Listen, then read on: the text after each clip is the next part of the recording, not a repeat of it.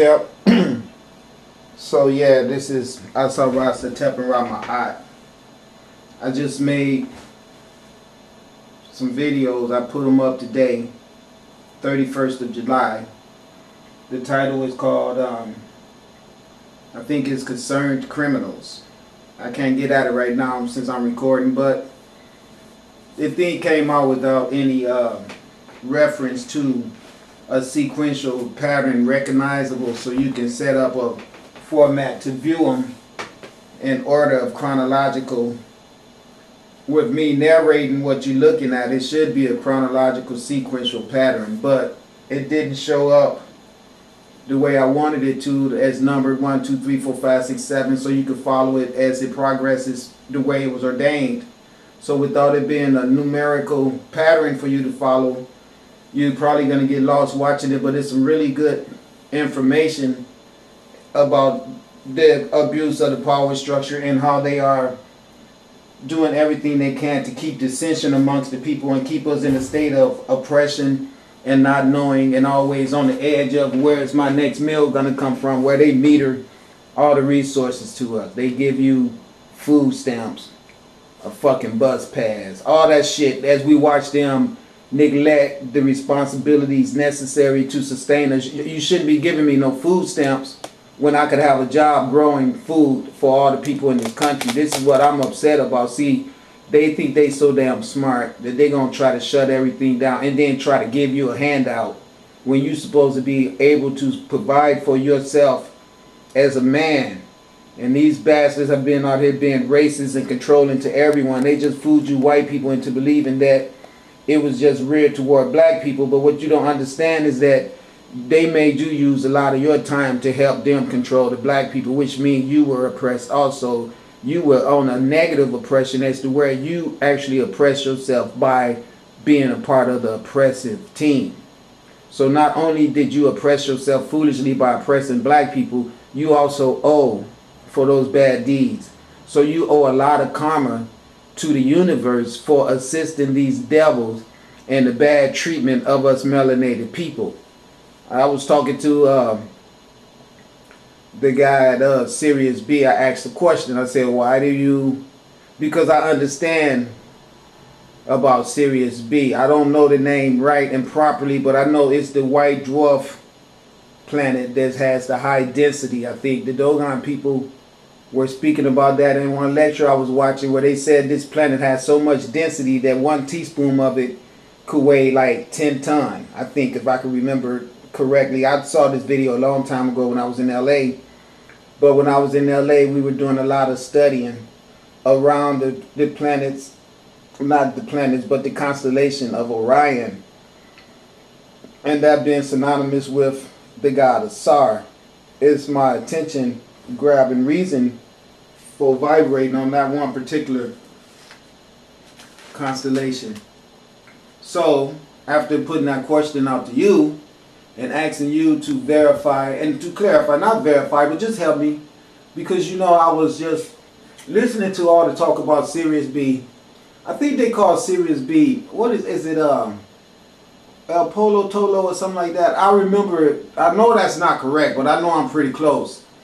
But anyway, right after I asked you that question about the difference between Sirius B and Orion, because I know Sirius B is in the constellation of Sirius, because you have Sirius A and Sirius B. Could there be a Sirius C? Maybe so. I don't know about it yet, but I know that Sirius B has an effect of the rotation pattern of Sirius A. Sometimes when they come and meet, Sirius A has a little glimpse where it jumps out of its orbital path to allow for that planet vibrations or the planet waves, makes a small adjustment whenever they come into close contact with each other. And this is what was noticed by a lot of scientists, because the Dogon people had always told them that there was a dwarf star, a dwarf planet, a white one as a matter of fact, that they couldn't find out about. They didn't believe it, and they still haven't actually saw it, but they could just see the actions of Sirius A, how it changes its orbital path every now and then, which would suggest that there is something that's having an abruptive change, causing an abruptive change in the flight path. So on that, today when I turned my computer on, this is what was here. Now this was put on air in July the 25th, 2013. It's got 29 hits already in 4 days. In 4 days from July the 25th to the day July the 29th, this thing got 2,914 hits on it.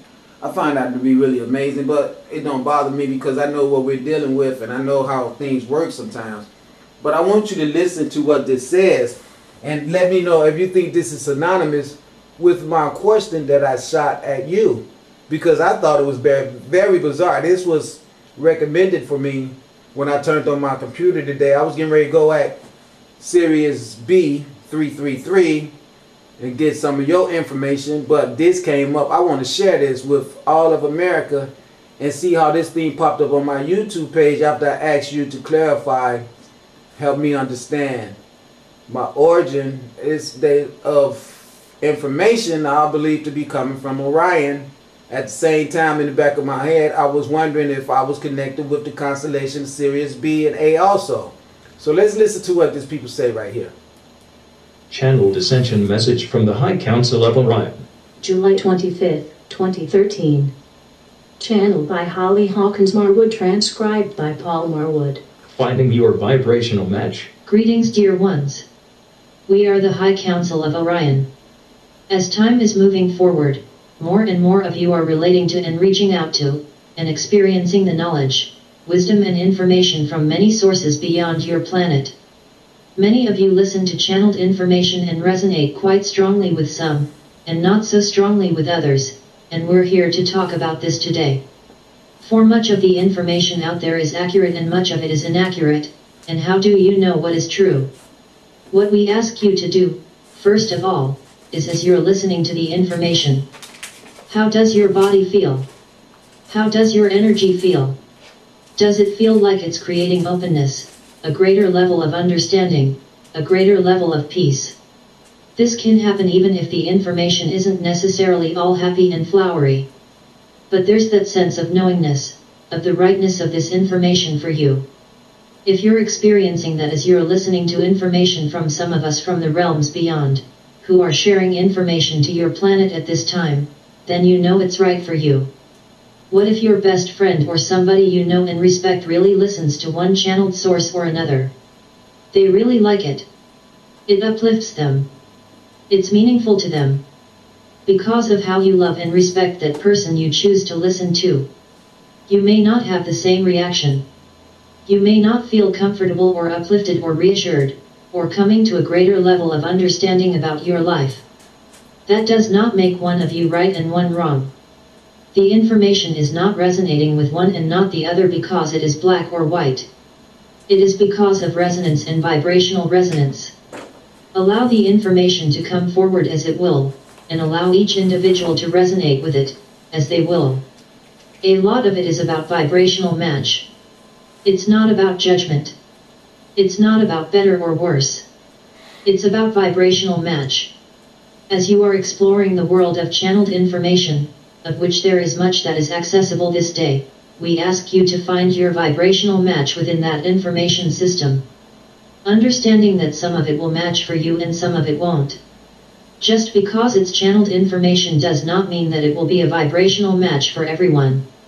We ask you not to go down the rabbit hole of information if it doesn't feel right, if what's being said doesn't feel resonant with you, and just because it's channeled information you decide I have to follow it. No, you don't.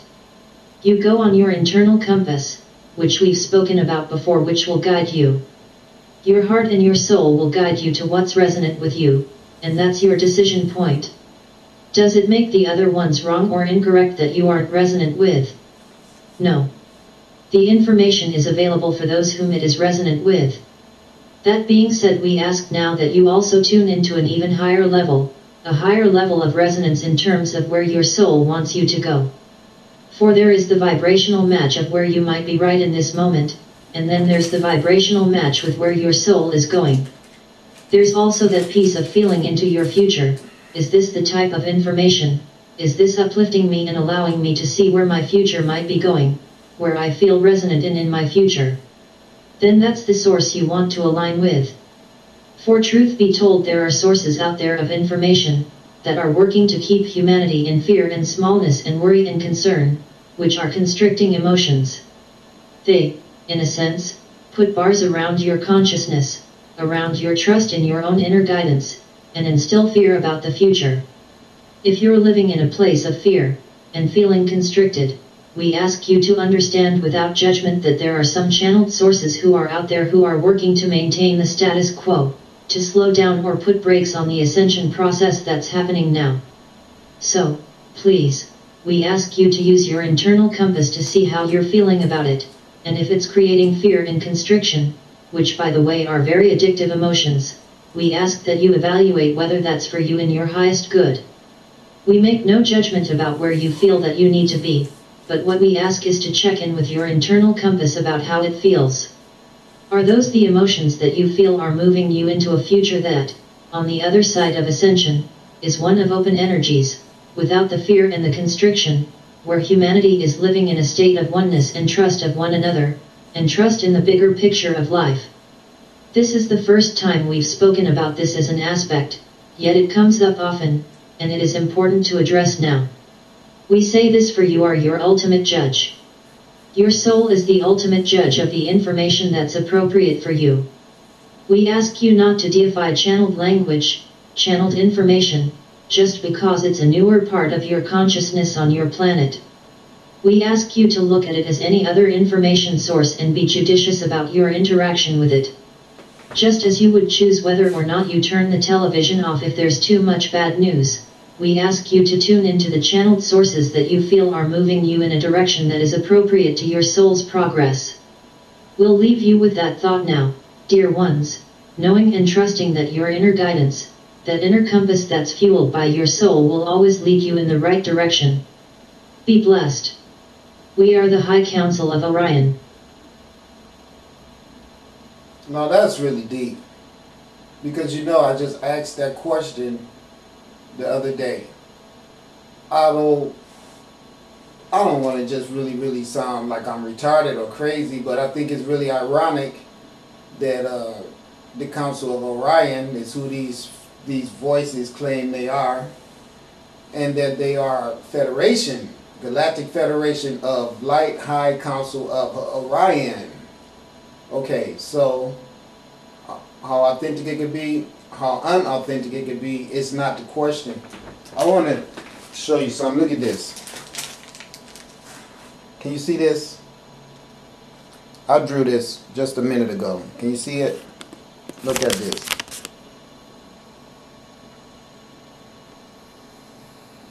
Do you see that? When I see this stuff in the ethers, those lines that you see in there they look like hair fibers. All these squiggly lines with the dots in them, can you see that? You see they look like hair fibers? Let me tell you something. Before those sinkholes started popping up the way they did, I used to see little images of sinkholes, little spirals in this ethers. Now I don't see little spirals anymore in the ethers. I see this. It looks like hair. You see it? You see those lines, how crazy they look? I see these things floating around in the ethers. They just float around my head all day. And I was thinking, okay, you're getting high blood pressure or something. First, those lights started coming around me. The ones that I tell you go from little to big. Then they started popping up in the sun. But before I saw them in the sun, I saw those lights show up the same way I see these things showing up right now. Now, this is what I'm concerned about. If these things take on manifestation, we got a problem big time, because this right here seems to me like